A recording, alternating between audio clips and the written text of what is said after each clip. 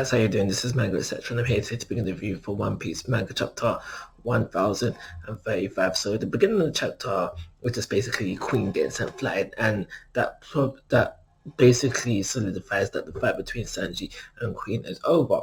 Well, now previously I hope the fight wasn't over, simply because I felt that the whole fight overall was too easy for Sanji. I still feel this way. So upon getting the confirmation through the beginning stages of the chapter that the fight is then over, I did start off things pretty disappointed, just simply because, like I said, I feel like the fight was too easy. Maybe within the anime we can add to it or make it seem a bit more difficult and a bit more of an exciting fight. So for Sanji versus Queen,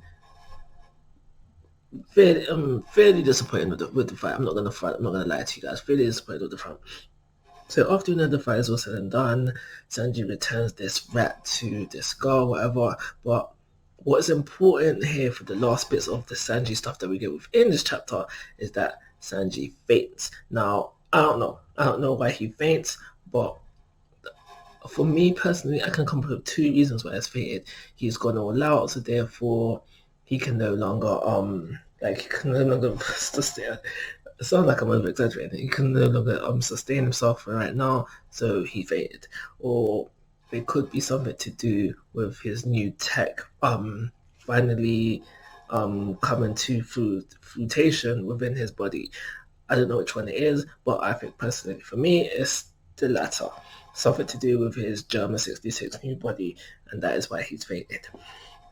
So the rest of the chapter focuses on Zoro versus King.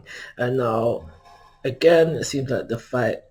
I think the problem for me, is that with Sanji and Zoro, their fights have only had one chapter of full focus. I know that their fights started earlier on, and there was probably some off-screen stuff as well. But I feel like the problem with their fights, both of them, is one, the lack of full chapter concentration on the fights, and two, it just seems a little bit too easy for me.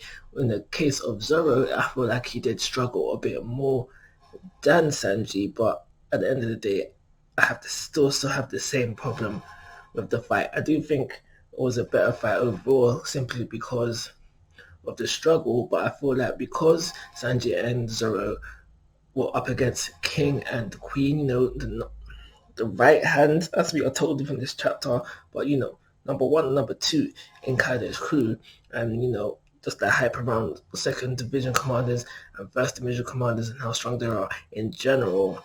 I feel like they should have pushed Sanji and Zoro a little bit harder, make them work for that win,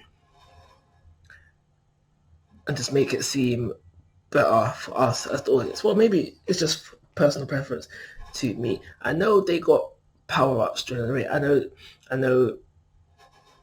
know they came into this fight and improved, and it's the improvements that got them the win. I know that, I can see that, but I feel like they should have worked harder for the win overall. That is my general problem with these two fights, but I do feel like the Zoro fight was better. For now, until the end of the arc, I would say that Zoro versus King is my favorite fight through the whole through the whole of Wano so far. But I do really feel like they should have been pushed harder to get their wins. It was nice to see the Kaido. Well, it's a King backstory, really, where we learn his first name. We see how they met up for the first time and how they became Nakama. But that was a nice touch to the chapter. Was it really needed? I don't know, but it was a nice touch, and it was touching to see it. I especially like the bit where